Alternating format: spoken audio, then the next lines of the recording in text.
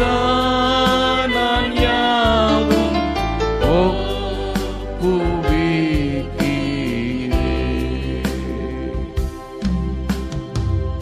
எங்களோடு பேசும் ஆண்டவரே, எங்களோடு பேசும்.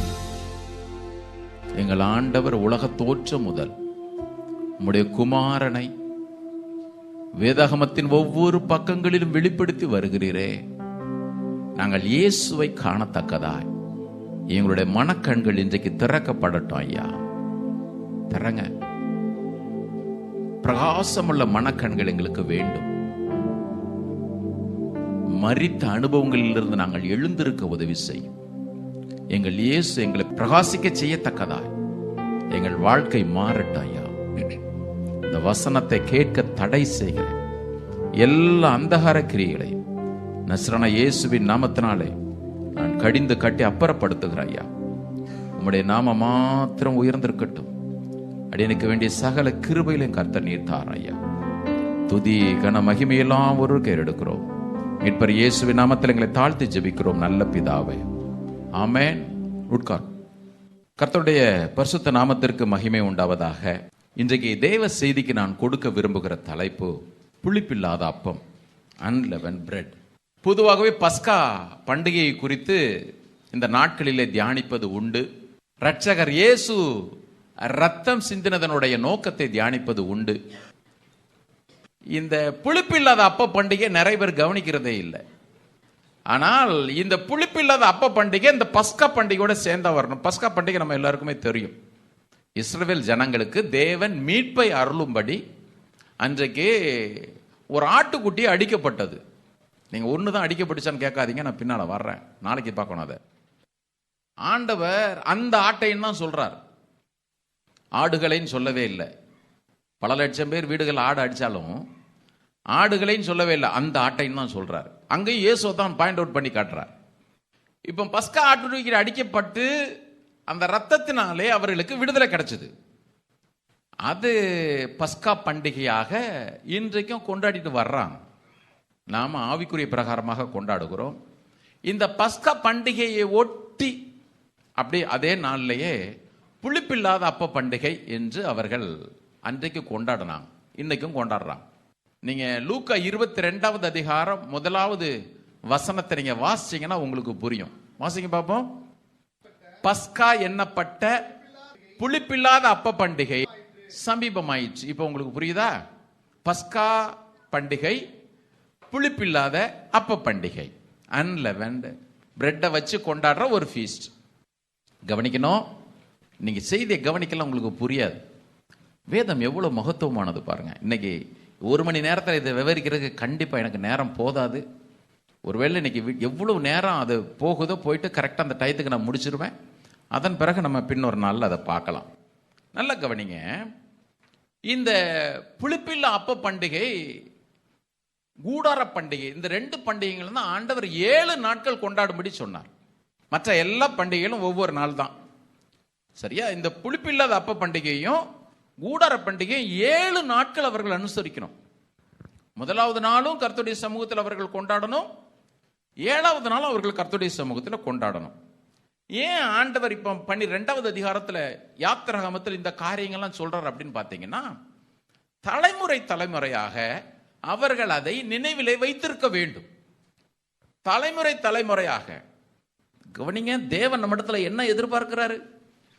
தேவன் நமக்கு செய்த நன்மைகள் ஒவ்வொன்றாய் ஒவ்வொரு நாளும் நினைக்கணும். ஒவ்வொரு நாளும் அவர் கொண்டாடப்பட வேண்டியவர் நம்முடைய வாழ்க்கையிலே. ஆனா எத்தனை முறை நாம் அவர் செய்த நன்மைகள் எல்லாம் மறந்திருக்கிறோம். அதனால தான் இன்னைக்கு ஆரம்பத்தில் நான் சொன்னேன், நீங்க பாத்தீங்கன்னா உங்களுக்கு புரியும். அந்த ஆராதனை அப்படி நடத்துறதா இல்லை, நான் வேற பாட்டு போட்டு வந்தேன். இப்ப இந்த குறிப்பிட்ட பாயிண்ட்டுக்கு வரும்பொழுது தான் எனக்கே தோணுது, நான் இது நாளைக்கு உள்ள செய்தியினுடைய பாயிண்ட் நினைச்சிட்டு இருக்கிறேன். எத்தனை முறை தேவன் மேல் வைத்த அன்பு நம்முடைய வாழ்க்கையில குளிர்ந்து போயிருக்குது. ஒருவேளை நாம ஆசீர்வாதங்களை மிகுதியாய் அனுபவிக்கிறதுனால இருக்கலாம், அல்லது போராட்டங்களை மிகுதியாய் சந்திக்கிறதுனால இருக்கலாம், அல்லது இழப்புகளை சந்திக்கிறதுனால இருக்கலாம், ரொம்ப பிஸி ஆயிட்டதுனால இருக்கலாம். அவர் மேல வச்சிருக்கிற அன்பு குளிர்ந்து போய் தணர்ந்து போனது எத்தனை முறை உண்டு. ஆண்டவர் இவைகள் எல்லாவற்றையும் ஞாபகத்தில் வைக்கணும்னாரு. பண்டிகைகள் இங்கே கொண்டாடணும். நாம் இன்னைக்கு பண்டிகைகளை எழுத்தின்படி கொண்டாடுறதுல கொண்டாட வேண்டிய அவசியம் இல்லை. ஏன்? அன்றைக்கு வருஷத்துல ஒரு முறை கொண்டாடப்பட்ட பண்டிகை இன்றைக்கு 365 நாட்களும் நம்முடைய இருதயங்களிலே, நம்முடைய வாழ்க்கையிலே கொண்டாடப்படணும். கரங்களை சொல்லுவோமா? பழைய ஏற்பாட்டுக்கும் புதிய ஏற்பாட்டுக்கும் இருக்கிற வித்தியாசம் அதுதான். அவர்கள் எழுத்தின்படி கொண்டாடினார்கள், நாம் ஆவியின்படியே கொண்டாடுகிறோம். இப்ப பழைய ஏற்பாட்டு முறையில, பழைய ஏற்பாட்டில் நீங்க பார்த்தீங்கன்னா உங்களுக்கு புரியும். பஸ்கா பண்டிகை கொண்டாடினார்கள், சிறப்பா கொண்டாடினது 6 முறை எழுதப்பட்டிருக்கு. வேதம் எவ்வளவு அற்புதமானது பாருங்க. 6 முறை பஸ்கா பண்டிகை கொண்டாடினார்கள் அப்படின்னு இருக்கு. அவ்வளவுதான் கொண்டாடினாங்கன்னா அப்படி கொண்டாடல, நிறைய முறை கொண்டாடினாங்க. ஆனால் குறிப்பிடப்பட்டிருக்கிறது 6 முறை தான் குறிப்பிடப்பட்டிருக்கு. பர்டிகுலரா இன்சிடென்ட் 7வது முறை பஸ்கா பண்டிகை உயர்த்தி பிடிக்கப்பட்டது. நம்முடைய ரட்சகர் பெர்ஃபெக்ஷன், எப்பொழுதுமே இயேசு பரிபூர்ணர். ஒரு அடையிலேயே சொல்லுவோமா? ஆண்டவர் 7வது முறையா இந்த இடத்துல பஸ்கா பண்டிகைன்னு சொல்லிட்டு புதிய ஏற்பாட்டில் அவர் குறிப்பிடுறாரு. அப்போ அவர்கள் எதற்கு அந்த காரியத்தை ஆண்டவர் அதை எழுதி வைக்கணும் அப்படின்னு சொன்னார்னா, பல 100 ஆண்டுகளாக அவர்கள் அதை மறந்துட்டாங்க. இஸ்ரவேல் ஜனங்கள் தாங்கள் எகிப்திலிருந்து மீட்கப்பட்டதை மறந்துட்டாங்க.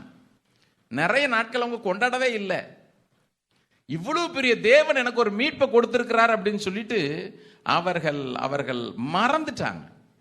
கர்த்தருடைய பிள்ளைங்க, நான் பஸ்கா பண்டிகையை பத்தி பேசினாலும் சரி, புளிப்பில்லாத அப்ப பண்டிகை பத்தி பேசினாலும் ஒன்றை நீங்க மறந்துடவே கூடாது. எந்த பண்டிகை பேசினாலும் அதில் பிரதான கதாநாயகனாக நம்முடைய ஆண்டவர் இயேசு இருக்கிறார். கரங்களுடைய சத்தம் ரட்சகருக்கு ஒரு அலையிலே சொல்லுவோமா? இயேசு இல்லைன்னா பண்டிகையும் கிடையாது, இயேசு இல்லைன்னா விடுதலையும் கிடையாது, இயேசுனுடைய ரத்தம் இல்லைன்னா மீட்பும் கிடையாது. நாளைக்கு அதை நம்ம விலாவரியா பார்ப்போம். இந்த யாத்திராகமம் 12வது அதிகாரம் துவங்கும் பொழுது இப்படிதான் துவங்குது. இன்னைக்கு இது முடிக்க முடியும்னு எனக்கு தோணலை. 8:45 நம்ம இந்த ஆராதனை முடிச்சிருவோம். அதற்கு முன்பு எவ்வளவு சொல்ல முடியுமோ நான் சொல்லிடுறேன். இப்போ யாத்திராகமம் 12வது அதிகாரம் 1வது வசனம் இப்படித்தான் துவங்குது பாருங்க. ஒரு மனுஷன் ஒரு பண்டிகையை கொண்டாட சொன்னானா எப்படி சொல்லியிருப்பான்னு நான் சொல்றேன். வாசிங்க, தொடங்குங்க பார்ப்போம். கர்த்தர் எகிப்து தேசத்திலே மோசேயும் ஆரோனையும் நோக்கி, இந்த மாதம் உங்களுக்கு பிரதான மாதம்.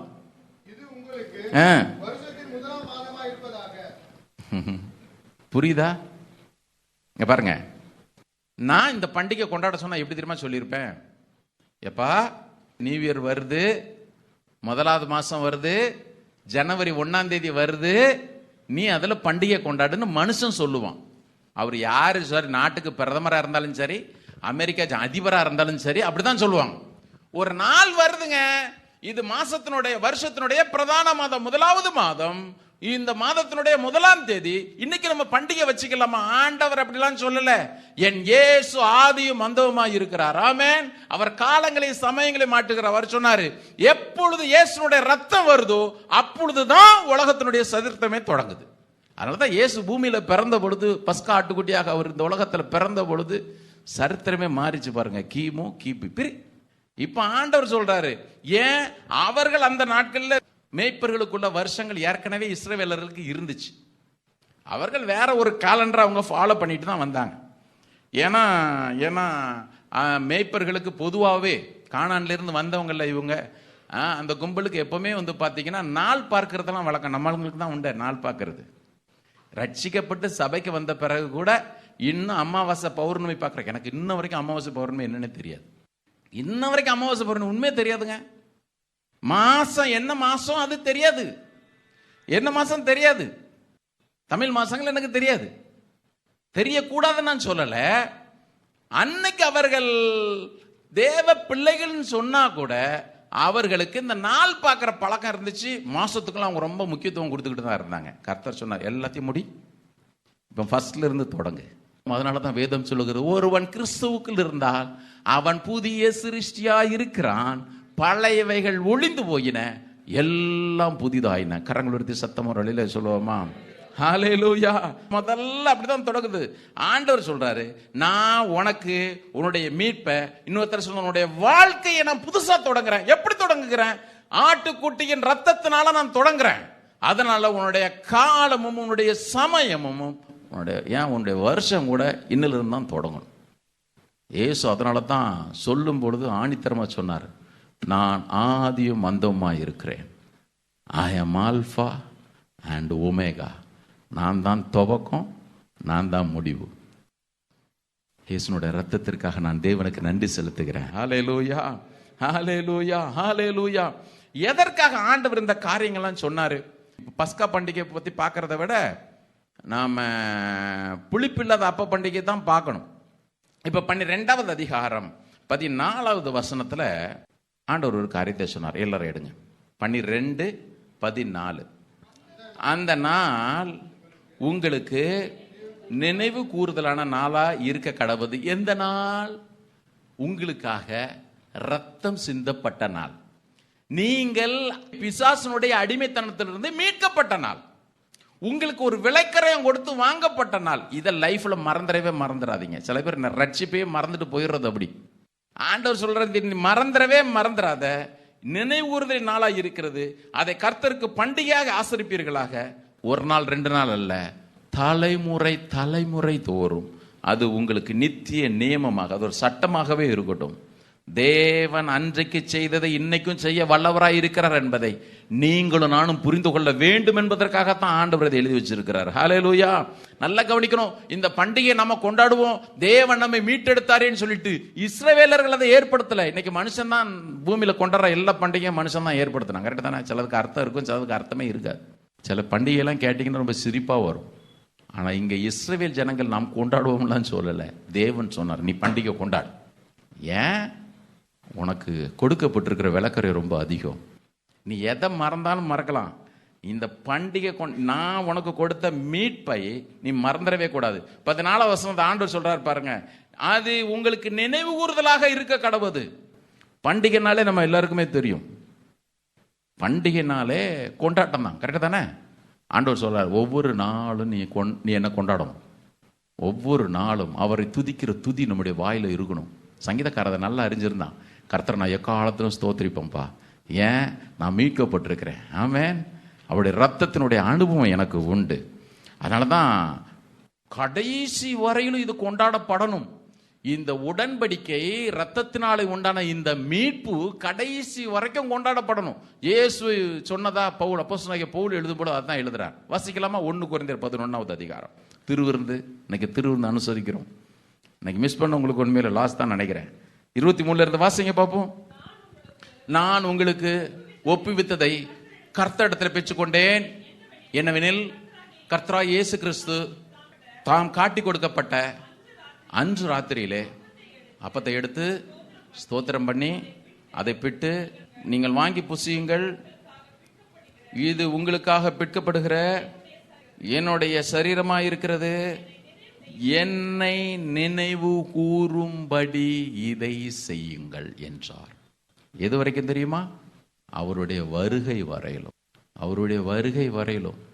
ஒருவேளை அவருடைய வருகைக்கு முன்னாக நம்ம இந்த உலகத்தை விட்டு போனா அது ஒன்றும் பெரிய பொருட்டல்ல. இன்னைக்கு ராத்திரி அவர் வந்தார்னா, ஆனாலும் அவர் சொல்லிட்டார், இங்க பார்ப்பா, உனக்கு பஸ்காவாகிய ஆட்டுக்குட்டி நான் அடிக்கப்பட்டிருக்கிறேன். திருவிருந்தில் வர்றவங்க கவனிக்கணும், இது ஏதோ சடங்காச்சாரம் அல்ல. மாசத்துல 3 நாள் திருவிருந்து ஆறாத நடக்கும். நான் போய் திருவிருந்து எடுத்துட்டா எனக்கு ஒரு ஆசீர்வாதம் அப்படி நினைக்காதீங்க. உங்களை மீட்டெடுத்த ரத்தம் இது. உங்களை மீட்டெடுக்கும்படி விலைக்கரையமாக பிற்கப்பட்ட சரீரம் இது.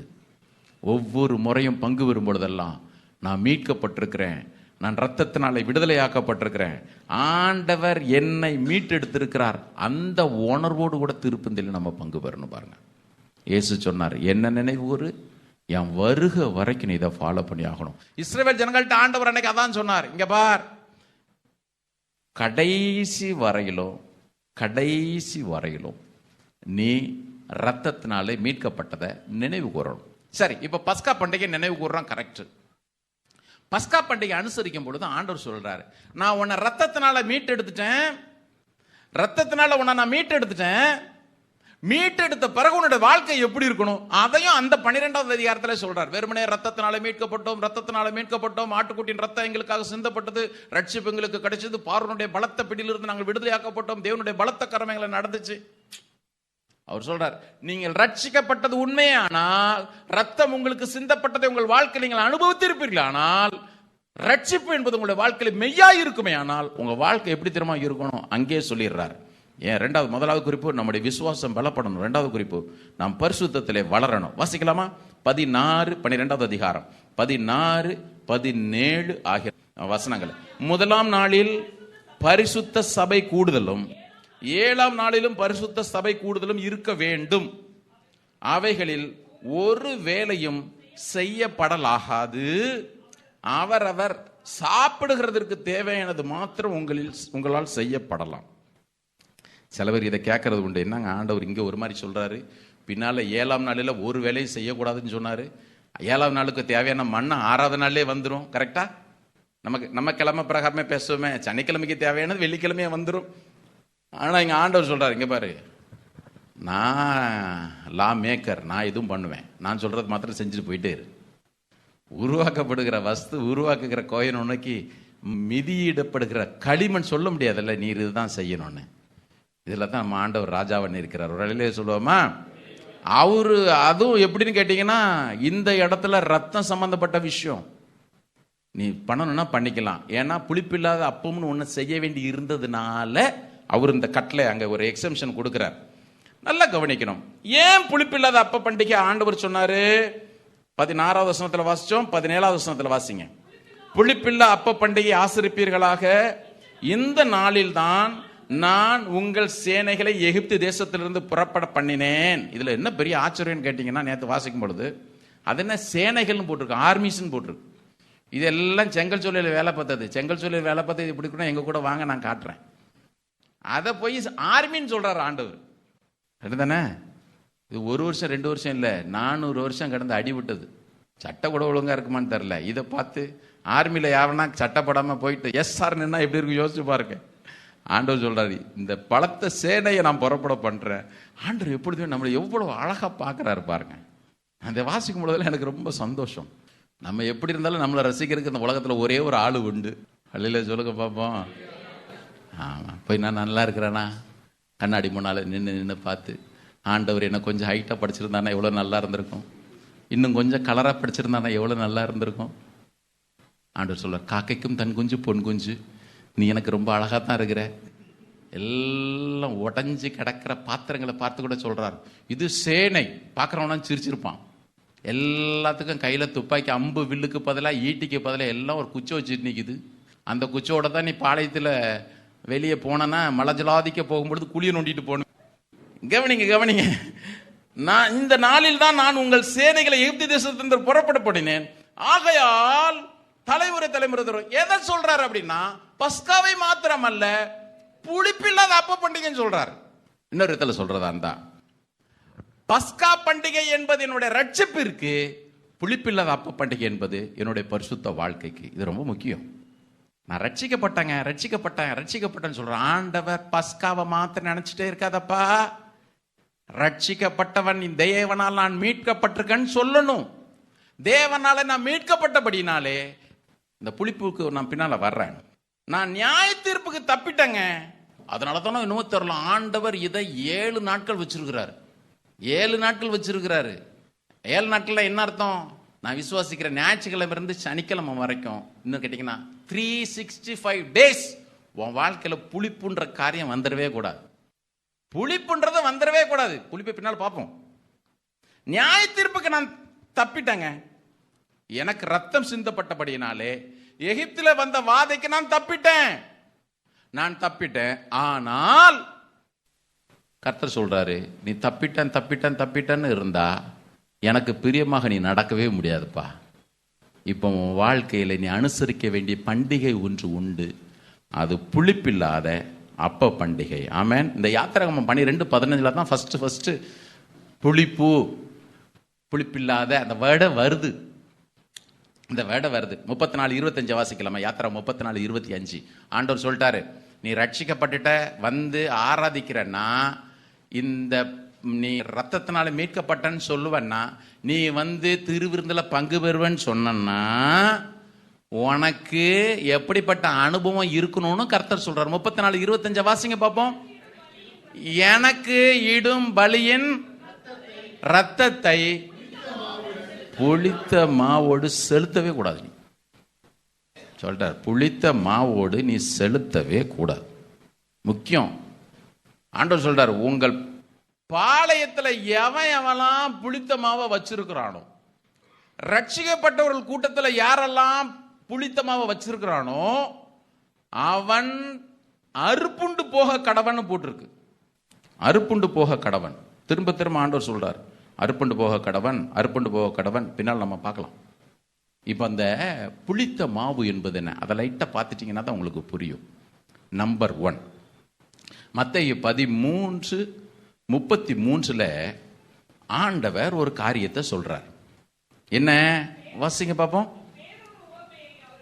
சொன்னார், பரலோக ராஜ்யம் புளித்த மாவுக்கு ஒப்பாய் இருக்கிறது. ஆமா, நிறைய பேர் இந்த மத்தேயு 13வது அதிகாரத்தில் உள்ள ஓமைகளை வாசிக்கும் பொழுது நான் அப்பெல்லாம் சில ஊழியக்காரங்க சொன்னதை கேள்விப்பட்டிருக்கிறேன். என்ன அப்படின்னு கேட்டீங்கன்னா, இந்த புளித்த மாவு என்பது எப்படி ஒரு மற்ற மாவுல ஒரு புளித்த மாவுன்னு ஈஸ்ட், நம்ம ஊர்ல கரெக்டா ஈஸ்ட், புளித்த மாவுன்னு சொல்லிட்டே இருக்கிறோமே. ஆமா, நொதி பொருள். அந்த ஈஸ்ட் மாதிரி இவ்வளோ பெரிய மாவுல கொஞ்சம் போல புளித்த மாவு வச்ச உடனே அந்த புளிப்பு எப்படி மற்ற எல்லாத்துக்கும் பரவுதோ அதே மாதிரி பரலோக ராஜ்யமும் உலகம் முழுக்க பரவும். அதெல்லாம் கிடையாது.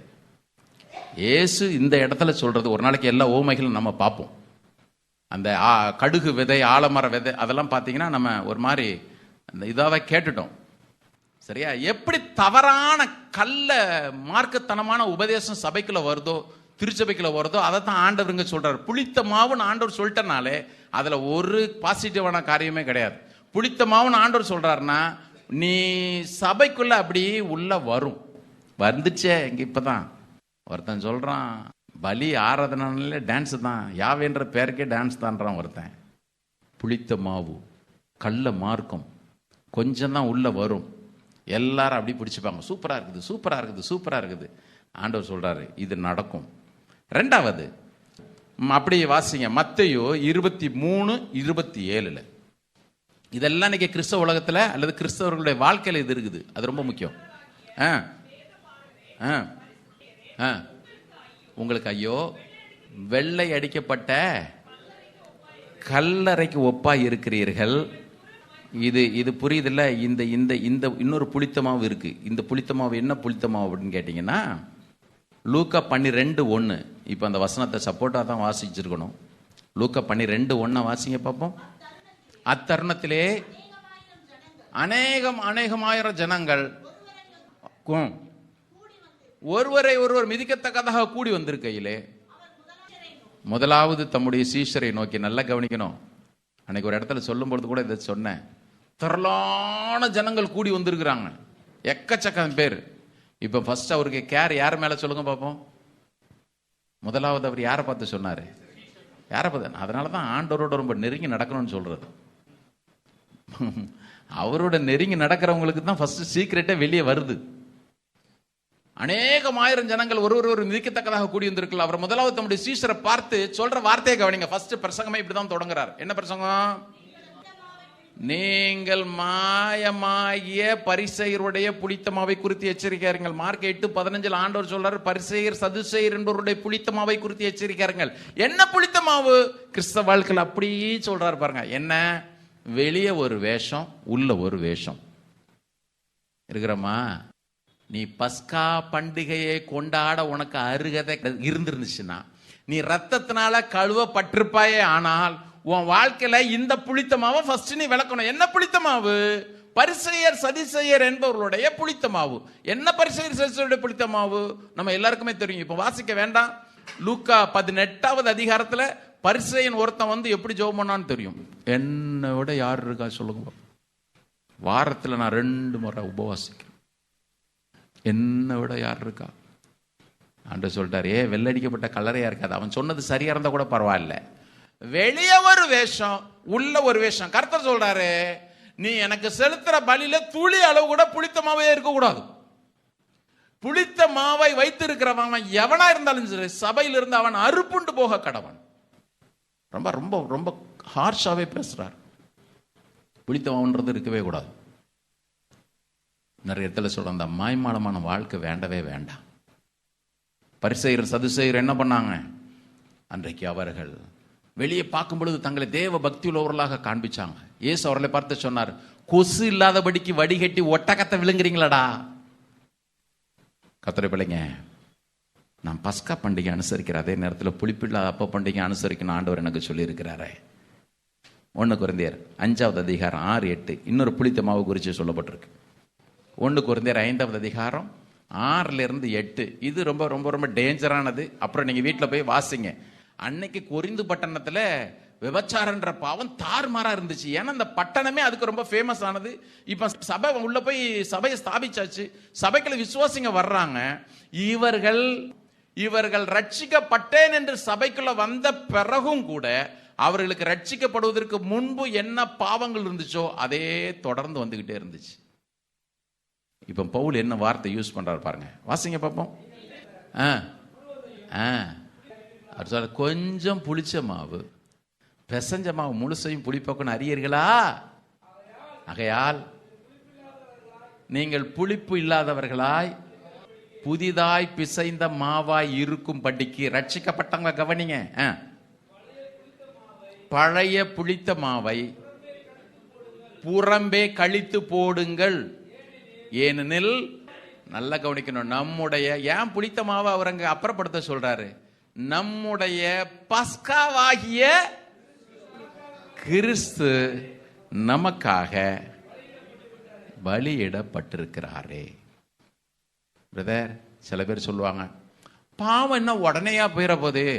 அப்படி கொஞ்சம் கொஞ்சமா தான் போகும். சாக்கு போக்க பாரு, கொஞ்சம் கொஞ்சமா தான் பிரதர் போகும். நான் ரட்சிக்கப்பட்ட 100% உண்மை. இயேசுவின் ரத்தத்தினால கழுவப்பட்டேன், ஆராதனைக்கு வர்றேன், சபைக்கு வர்றேன், ஊழியம் செய்யறேன். ஆனா பவுல் சொல்றாரு, கொஞ்சம் அப்படி புளித்தமா உள்ள இருக்கிற மாதிரி தெரியுது. பிரதர், கொஞ்சம் கேர்ஃபுல்லா இருங்க. நீங்க நினைப்பீங்க நான் ஹேண்டில் பண்ணிருப்பேங்க, நான் ஹேண்டில் பண்ணிப்பேன், கொஞ்சம் புளித்தமாவு தானே இருக்கு, ஐ கேன் ஹேண்டில் இட். நான் ஆராதனை நடத்தின அபிஷேகம் இறங்குது, நான் ஜெபம் பண்ண அற்புதம் நடக்குது, ஆனா உள்ள புளித்தமாவு இருந்துகிட்டே இருக்குது. கர்த்தர் சொல்றாரு, இந்த பார், நீ எனக்கு செலுத்துற எந்த பலியிலையும் எந்த ரத்தத்தோட புளித்தமாவை நீ சேர்த்தரவே கூடாது. சேர்த்தா நீ ஜனத்தில் இராதபடிக்கு அவன் அறுப்புண்டு போக கடவன். அதனாலதான் நான் சொன்னேன், புளிப்பில்லாத அப்ப பண்டிகை எவ்வளவு முக்கியம்னு சொல்லிட்டு நாம நிறைய நேரத்தில் அதை கவனிக்கிறதே இல்லை. பஸ்கா பண்டிகையினுடைய மேன்மையெல்லாம் தியானிக்கிறோம். கொஞ்சம் புளித்தமாவு. நான் அடிக்கடி யோசிக்கிறது சிம்சோனை தான் யோசிப்பேன் பாருங்க. பராக்கிரமான காரியங்களை கர்த்தருக்குன்னு செஞ்சவன். புளித்தமாவு அவன் லைஃப்ல இருந்துட்டே இருந்துச்சு, ஆனா புறையோடி போறது அவனுக்கு தெரியவே இல்லை. அவன் சொன்னான் தெரியுமா, கர்த்தர் தன்னை விட்டு விலகினதை அறியாமல் எப்பொழுதும் போல நான் உதறி போட்டுட்டு போவேன்னு எழுந்தான். மொத்த பலமும் போச்சு. நம்ம எல்லாருக்குமே தெரியும், எல்லாரும் பைபிள் வாசிக்கிறவங்க தான், கர்த்தருடைய பிள்ளைங்க. பவுல் சொல்றாரு, கொஞ்சம் புளித்த மாவு, கொஞ்சம் பிசைந்த மாவு முழுவதையும். அதனாலதான் இன்றைக்கு இந்த மாண்டி தேர்ஸ்டே அன்னைக்கு புளிப்பில்லாத அப்ப பண்டிகை நினைவு கூறும்படி, பஸ்கா பண்டிகை நினைவு கூறுகிற அதே நேரத்தில் புளிப்பில்லாத அப்ப பண்டிகை கர்த்தர் நினைவு கூறும்படியா சொல்லுகிற இந்த நேரத்தில் ஒரு உறுதியான தீர்மானம் எடுங்க. ஆண்டவரே, என்னுடைய மொத்த வாழ்க்கையும் கெட்டு போகாதபடிக்கு இன்றைக்கு நான் அதை முற்றிலுமாக என்னுடைய வாழ்க்கை விட்டு அப்புறப்படுத்துகிறேன். சில பேர் சொல்லுவாங்க, பழசு அப்படி நல்லா தான் இருப்பாங்க, நீங்க கூட போயிட்டே இருப்பீங்க, அப்ப கேட்ட சினிமா பாடல் இப்போ ஏன் சொல்லுங்க, ஏன் சொல்லுங்க, உள்ள இருக்குது, உள்ள இருக்குதுல்ல, உள்ளது இருக்கிறதுனால அது வெளியே வருது, இருதயத்தின் நிறைவினால. சிம்பிள். பவுல் சொல்றாரு, கர்த்தருடைய வார்த்தை தான், கொஞ்சம் புளிச்ச மாவு பெசஞ்ச மாவு முழுசையும் புளிப்போக்குன்னு அறியீர்களா? அடுத்தது இன்னொரு புளித்த மாவு இருக்குது. கலாத்தியர் 5வது அதிகாரம், கலாத்தியர் 5வது அதிகாரம் 8, 9 ஆகிய வசனங்களை வாசிங்க பார்ப்போம். நீங்கள் நன்றாய் ஓடினீர்களே, சத்தியத்திற்கு கீழ்ப்படியாமற் போகத்தக்கதாக உங்களை தடை செய்தவன் யார்? இந்த போதனை. இது இன்னொன்னு இருக்கு. எப்படி தெரியுமா? இதுல நிறைய பேர் மாட்டிட்டு இருக்கிறாங்க. இன்னைக்கு உங்க வீட்டுக்குள்ள அப்படியே வருவாங்க, நாங்க 7th டே அட்வென்டிஸ்ட்ல இருந்து வர்றோம். பேரை சொல்றேன், எனக்கு ஒரு பயமும் கிடையாது. என்ன டாக்டரினை பத்தி ஒரு நாளைக்கு நான் பேசி ஆகணும். யெகோவா விட்னஸஸ் உங்ககிட்ட வரட்டுமா? சில பேர் வீட்டில் கவனிங்க, இப்படிப்பட்டவர்களை உங்கள் வீடுகளிலே ஏற்றுக்கொள்ளாமலும் அப்படிப்பட்டவர்களுக்கு நீங்கள் வாழ்த்துதல் சொல்லாமலும் இருங்க. அவங்க வந்து பிரைஸ்லாம் சொன்னா, அம்மா போயிட்டு வாங்கப்பா, கொஞ்சம் வேலை இருக்குது. உங்க வீட்டில் வந்து நான் பைபிள் ஸ்டடி எடுக்கிறேன்னு யாருன்னா சொன்னா வேணா என்கிட்ட கூட்டிட்டு வாங்க. சில பேருக்கு என்ன சொல்றான்னு தெரியாது. வாங்க பிரதர் சிஸ்டர் வாங்க. அவன் யார், ரோட்ல போறான் அவன் யாருன்னு கூட தெரியாது. வாங்க.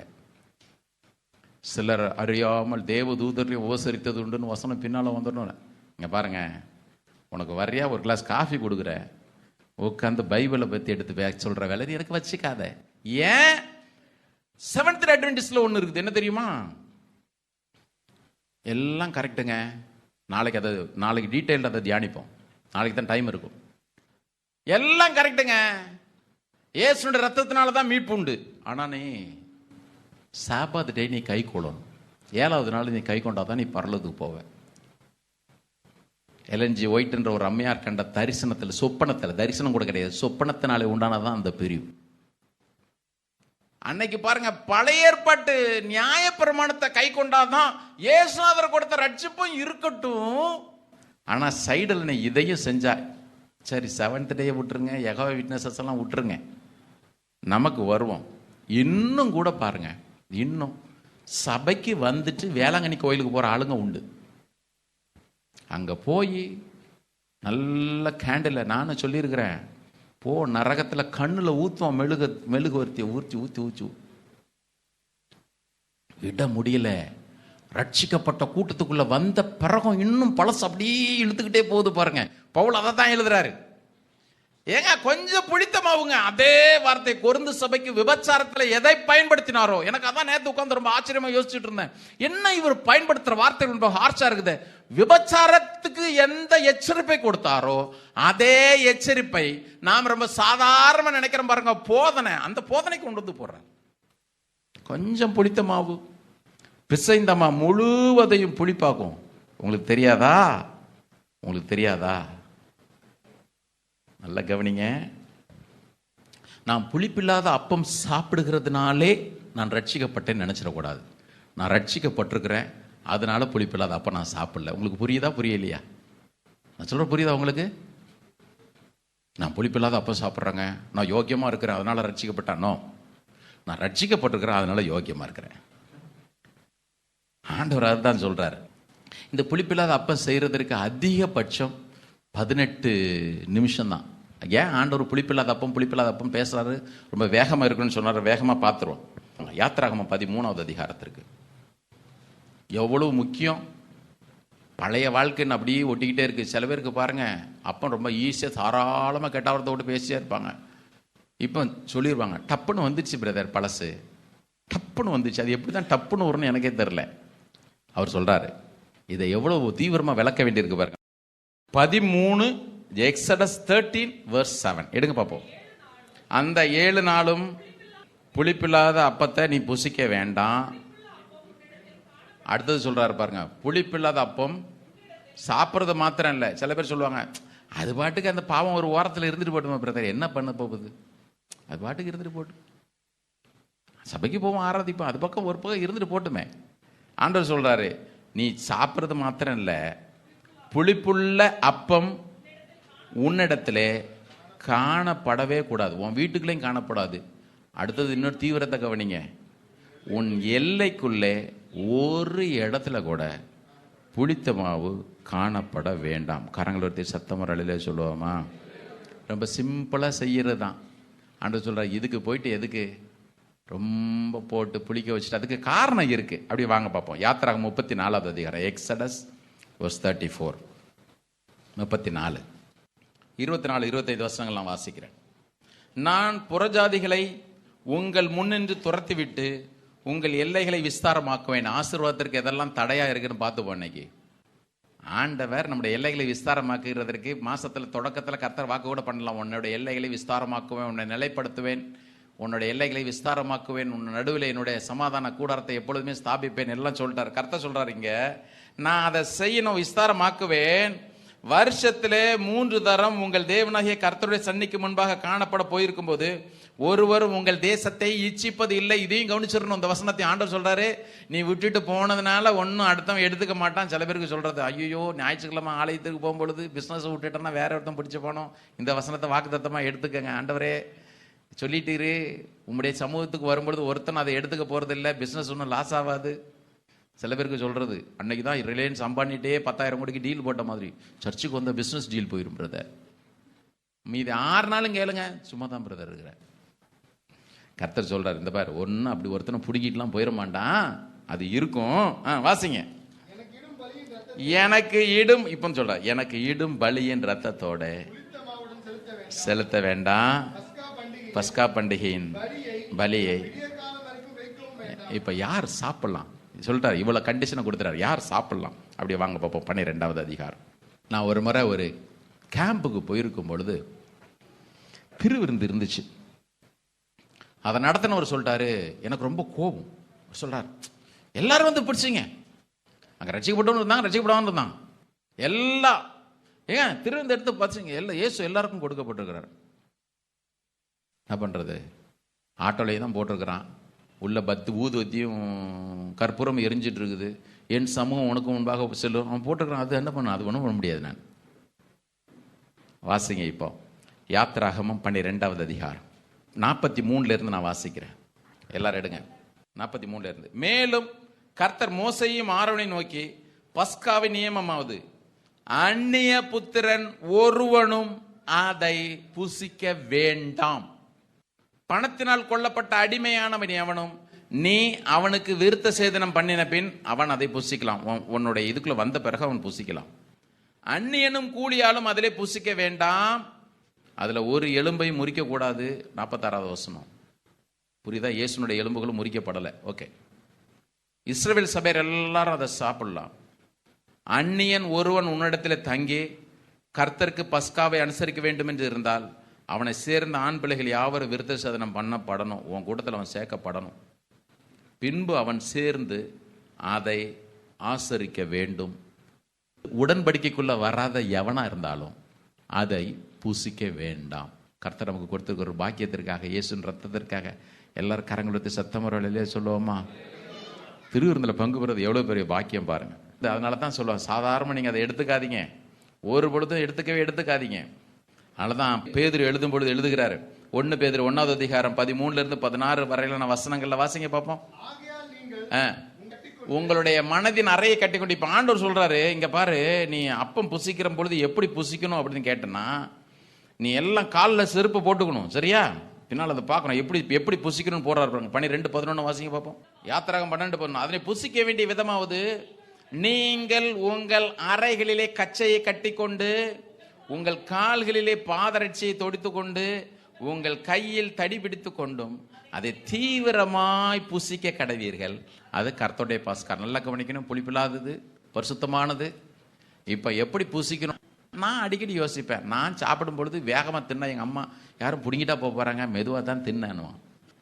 நல்ல நொறுங்க தின்னா 100 வாழ்வு. எதுக்கு போட்டு கப்ப அள்ளி கோழி கொட்டுற மாதிரி, தவிடு அள்ளி கொட்டுற மாதிரி. ஆனா இங்க ஆண்டவர் சொல்றாரு, கோழி தவிட தின்னா எல்லாம் அள்ளி உள்ளு போடும். வேடிக்கையா இருக்குல்ல? எல்லாம் சாப்பிட்றது மெதுவா சாப்பிடுன்னு சொல்லுவாங்க. ஆண்டவர் சொல்றாரு, நீ எப்படி தினம் பிடிக்கணும்?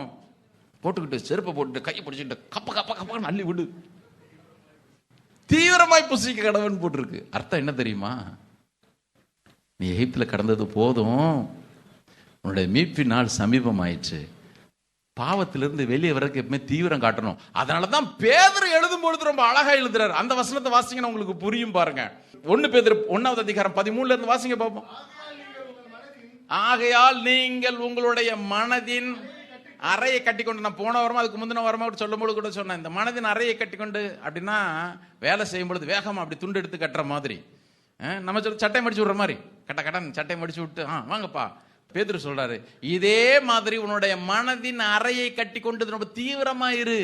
பரிசுத்தமா வாழ்ற வாழ்க்கைக்கு தீவிரமா இருங்க. தேவனுக்கு அடுத்த காரியத்துல வைராக்கியம் கொள்ள தீவிரமா இருங்க. ஏனோ தானோ அப்படி ஆலயத்துக்கு வரும் பொழுதே தேர் செஞ்சு தெருவில் வர மாதிரி தான் வருது. ட்ரெயின் பிடிக்க வேகமா போவோம். ஆனா ஆலயத்துக்கு போகும்பொழுது வர்றவங்கள்லாம் பேச, நல்லா இருக்கீங்களா? உள்ள ஆராதனை அப்பதான் தொடங்கி ஆராதனை வேகமா சூடு பிடிச்சிட்டு இருக்கோம். இவங்க வெளியே நல்லா இருக்கீங்களா? அங்க இருந்தாங்க ஊர்ல ஒருத்தர் நல்லா இருக்கிறாரா? எல்லாம் விசாரிச்சு உள்ள வரும் பொழுது எல்லாம் சங்கீத பகுதி நம்ம வாசிச்சுட்டு இருப்போம். ஏங்க, புளித்த மாவுக்கு விலகிற காரியத்தை கர்த்தர் சொல்றாரு, தீவிரமா இரு. ஏன் தீவிரமா இருக்கணும்? பேதுரு எழுதுறாரு, வாசிங்க இப்போ. உங்களுடைய மனதின் அறையை கட்டிக்கொண்டு இயேசு கிறிஸ்து வெளிப்படும் பொழுது ஒரு அலையில சொல்லுங்க பாப்போம். பிரதர், கிறிஸ்தவ வாழ்க்கையில கொஞ்சம் மேல வருவோமே. அப்படி மந்தமாகவே வண்டி ஓட்டி இருக்கிற எல்லா விசுவாசிகளோடும் கர்த்தருக்கு இடைப்படுவாராக. கிறிஸ்தவ வாழ்க்கையில் ஒரு ஸ்டெப்பு கொஞ்சம் மேலே வாங்க. ஆமாம், நமக்கு நேரம் இல்லை, நான் வேகமாக முடிக்கிறேன். அடுத்தது ஆண்டவர் சொன்னார், புளிப்பில்லாத அப்பம் மாத்திரமல்ல கசப்பான கீரையும் உள்ள வச்சு சாப்பிடுன்றாரு. இது என்னடா இது அநியாயமாக இருக்குது? நல்ல ட்ரீட்டு சாப்பிடுன்னு சொன்னால் என்ன சொல்கிறது இல்லை? ஆமாம், இருக்கிறதுலே நல்ல கீரையை வச்சு சாப்பிடு, கீரையை சாப்பிடுன்னு சொன்னார். கரெக்டாக, அது என்ன கசப்பான கீரை, வேற ஒன்றும் இல்லை. கவனிங்க, நீங்கள் எப்பொழுதெல்லாம் கசப்பான கீரை என்பது பழைய அனுபவம், எகிப்திலே நொறுக்கப்பட்ட அனுபவம். அதனால தான் சொல்றேன், ஆராதனைக்கு வந்து நாம் தேவனை ஆராதிக்கும் பொழுது எப்ப தெரியுமா உங்களுடைய ஆராதனை ரொம்ப இன்பமா இருக்கும்? இயேசு இல்லாம அந்த பழைய வாழ்க்கை கொஞ்சம் நினைச்சு பாருங்க. இயேசு இல்லாமல் இருளிலே தவித்த நாட்கள், இயேசு இல்லாமல் சமாதானத்தில் உழண்டு கொண்டிருந்த நாட்கள் நினைச்சீங்கன்னா அந்த மண்ணா ரொம்ப அற்புதமா இருக்கும், அந்த பஸ்கா அப்பம் ரொம்ப டேஸ்டா இருக்கும். பாருங்க, ஆண்டவர் 2 அனுபவத்தையும் உள்ள வச்சார். கசப்பான கீரையை சாப்பிடுப்பா. எகிப்திலே பார்வோன் தன்னுடைய ஆளொட்டைகளை கொண்டு இரும்பு கரங்குண்டு உன்னை நொடுக்குனதை நிறைய பேர் பழைய வாழ்க்கை நினைச்சு பார்க்கறதே இல்லை. நாம எப்படி மீட்கப்பட்டோம்? சமீபத்தில் ஒரு இல்லஸ்ட்ரேஷன் ஒன்று வாசிச்சுட்டு இருந்தேன். ஒரு மனிதன் ஆற்றில் மூழ்கின படகுல இருந்து நிறைய பேர் இறந்துட்டாங்க, 300 பேர்கிட்ட. இவன் ஒருத்தன் கரையிலிருந்து சுமார் 1 மைல் தொலைவில் நீந்தி போய் 17 பேரை தப்பு வச்சான். அந்த 17 பேரையும் நீந்தி கொண்டு வந்ததுனால அவனுடைய கால்களுடைய அந்த நரம்புகள் எல்லாம் செயலிழந்து போயிடுச்சு. இப்போ அவன் 17 வருஷமா வீல் சேரில் தான் உட்காந்துட்டு இருந்தான். 17 வருஷத்துக்கு முடிவில் ஒருத்தர் வந்து கேட்டார், ரொம்ப பெரிய சாதனை பண்ணியிருக்கிறீங்க, உங்கள் மனசு 17 வருஷமா இப்படி வீல் சேர்லேயே உட்காந்துருக்கீங்களே, உங்கள் மனசை பாதிச்ச சம்பவம் என்ன? எல்லாரும் நினச்சாங்க, நான் போனேன், என் கண்ணு முன்னால் 300 பேர் செத்தாங்க அப்படி சொல்லுவான்னு. அந்த மனுஷன் சொன்னான், இந்த 17 வருஷமா என்னால் காப்பாற்றப்பட்ட 17 பேரில் ஒருத்தன் கூட வந்து ஒரு தேங்க்ஸ் கூட சொல்லவே இல்லைங்க. பிரதர், இன்னைக்கு நிறைய பேர் வரல. ஒவ்வொரு முறையும் ஆண்டவர் ஆராதிக்க போகும்பொழுதெல்லாம் என்னை கொடுத்த ரட்சிப்பிற்கு அவனுக்கு நன்றி ஆண்டவர் முதல்ல சொல்லுங்க. உங்கள் ரட்சிப்பார் அனுபவம் ஏன் தெரியுமா உங்களுக்கு தெரியல, அருமையாக தெரியல. உங்கள் வாழ்க்கையில் இன்னைக்கு நிறைய பேருக்கு நான் ரட்சிக்கப்படுற உணர்வு ஏன் தெரியுமா வரல? நீங்கள் கர்த்தர் உங்களுக்கு கொடுத்த ரட்சிப்பை நினச்சி ஒரு நாள் நீங்கள் அவருக்கு நன்றி சொல்லவே இல்லை. நான் யோகியனாக இருந்தேன், அதனால் தேவனை ஆசீர்வதிக்கிறார். நோ, வேதம் சொல்லுகிறது, துர்க்கிரியையிலே நாம் ஈடுபட்டிருந்தோம், மனதிலே தேவனுக்கு சத்துருக்களாக இருந்தோம், தேவனுடைய கோபாக்கனின் பிள்ளைகளாக இருந்தோம். தேவனோ தம்முடைய மிகுந்த இரக்கத்தினாலே நம்மை ரட்சித்தார், அதற்கென்று விளக்கரைமாக தம்முடைய குமாரனை கொடுத்தார். ஆமென். ஆண்டவர் சொல்றார், ஒவ்வொரு நாளும் நீ இதை மனசில் வச்சுக்க. பழைய கசப்பான அனுபவங்கள் உங்கள் வீட்டில் மற்றவங்க செய்த அந்த கசப்பானவைகள் அல்ல, உங்கள் கணவனோ மனைவியோ பிள்ளைகளோ பெற்றோரோ அல்லது மாமியாரோ நாத்தனாரோ செஞ்ச அந்த கசப்பான அனுபவங்கள் அல்ல. இயேசு இல்லாமல் நான் பாவ வாழ்க்கையில் எப்படி கடந்தேன், என்னை அவர் எவ்வளவு கிருபையாய் மீட்டெடுத்தார் என்பதை ஒவ்வொரு முறையும் திருப்பந்தியில் பங்கு பெறும் பொழுது கண்டிப்பாக நினச்சி தான் தீரணும். இது ஆண்டவர் சொன்னார், இது உன் மேலே விழுந்த கட்டளை. ஹல்லேலூயா, ஹல்லேலூயா. பழசு நினைச்சு ஆகணும். நான் முடிக்கிறேன். பழசு நினைச்சு ஆகணும். ஒரு பெரிய ராஜா இருந்தான், எல்லாரும் பாராட்டத்தக்கதாக பிரம்மாண்டமாக ஒரு பில்டிங்கை, ஒரு வீட்டை கட்டினான். பிரம்மாண்டமான கட்டடம், ஒவ்வொரு அறைகளிலும் பொண்ணும் வெள்ளியும் வச்சு அவ்வளோ அழகா அலங்கரிச்சிருந்தான். ஒரு குறிப்பிட்ட அறை மாத்திரம் சேம்பர் ஆஃப் மெமரிஸ், நினைவுகளின் அறை, பழைய நினைவுகளின் அறை மேலே போட்டிருந்துச்சு. அந்த அறைக்குள்ள யாரையும் விடவே மாட்டான். ஆனால் ஒவ்வொரு நாளும் அந்த அறைக்குள்ள ராஜா போவான், ஒருத்தரும் உள்ள கூப்பிடவே மாட்டான். போவான், 1/2 மணி நேரம் அல்லது 1 மணி நேரம் அமைதியில் இருந்துச்சு வெளியே வருவான். இதை பார்த்துக்கிட்டு இருந்த எல்லாருக்கும் ஒரு ஆச்சரியம். ராஜா வச்சிருக்கிற மொத்த சொத்தை அந்த ரூமில் தான் வச்சிருக்கிறான் போல் தெரியுது. போய் பார்த்துட்டு ரொம்ப ஆசையாக வந்துக்கிட்டே இருக்கிறான்.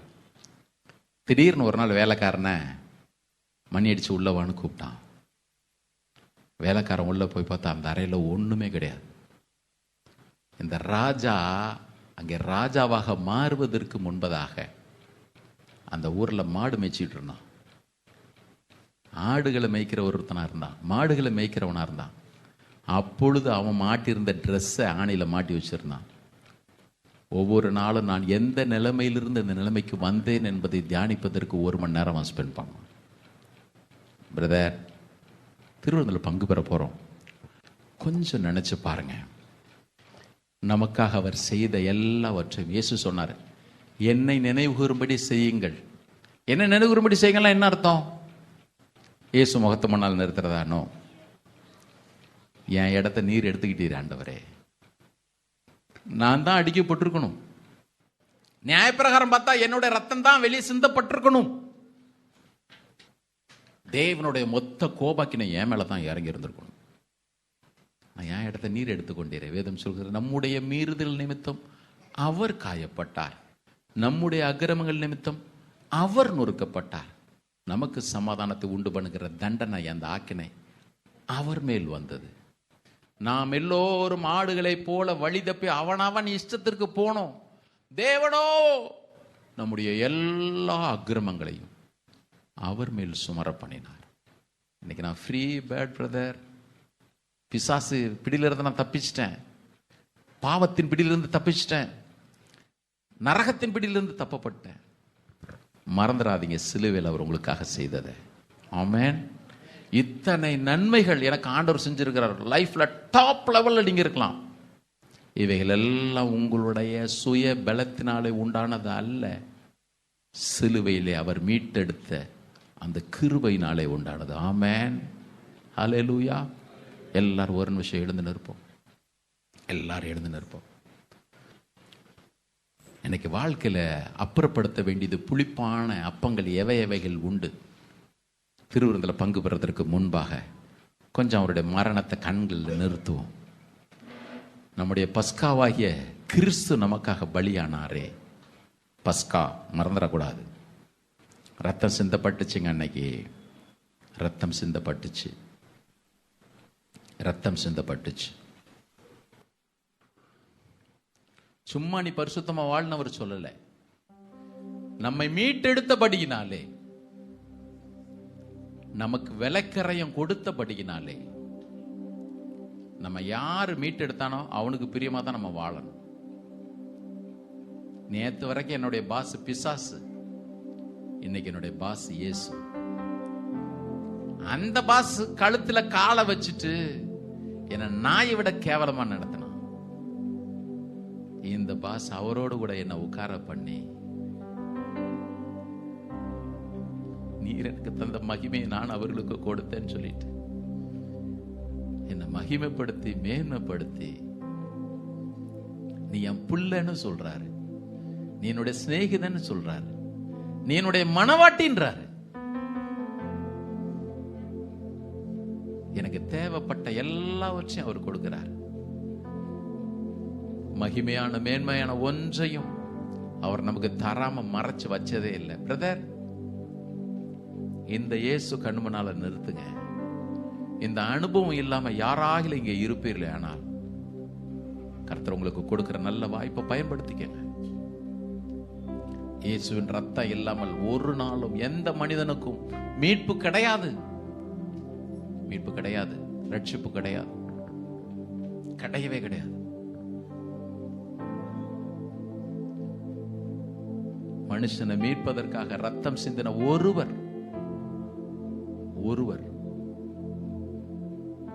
ஒரு பரிசுத்தவான் சொன்னார், இயேசு ஒரு மத ஸ்தாபகராக இருப்பாரையானால் நான் அவரை கண்டுக்கவே மாட்டேன்.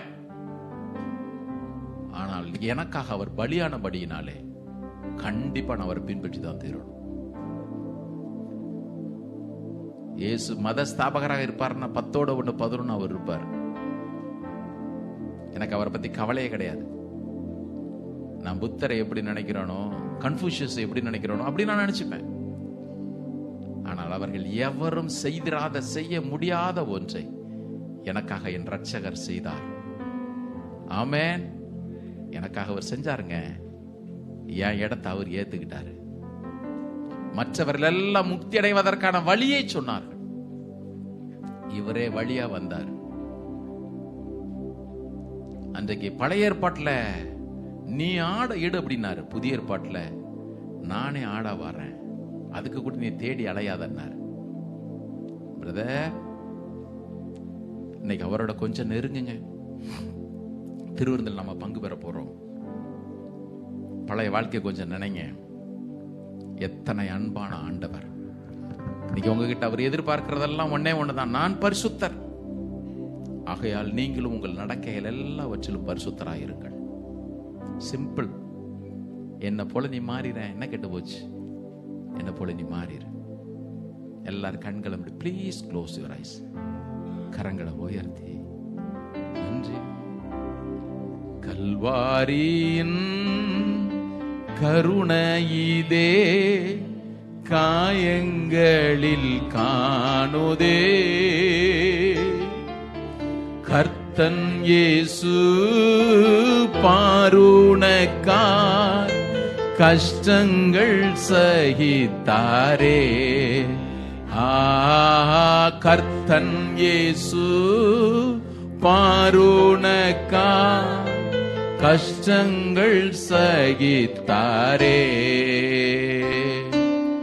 விலையேற பெற்ற திருரத்தமே அவர் விழாவினின்று பாயுதே. விலையேற பெற்ற திருரத்தமே அவர் விழாவினின்று பாயுதே. விலையேற பெற்றோனா என்னை மாற்ற விலையாக விலையேற பெற்றோனா என்னை மாற்ற விலையாக ஈந்தனரே. பொன் வெள்ளியோ மண்ணின் வாழ்வோ யுவன்பிற்கிணையாகுமோ? அன்னையிலும் அன்பு வைத்தே தம் ஜீவனை ஈந்தாரே. அன்னையிலும் அன்பு வைத்தே தன் ஜீவனை ஈந்தாரே. விலையேற பெற்ற திருரத்தமே அவர் விழாவினின்று பாயுதே.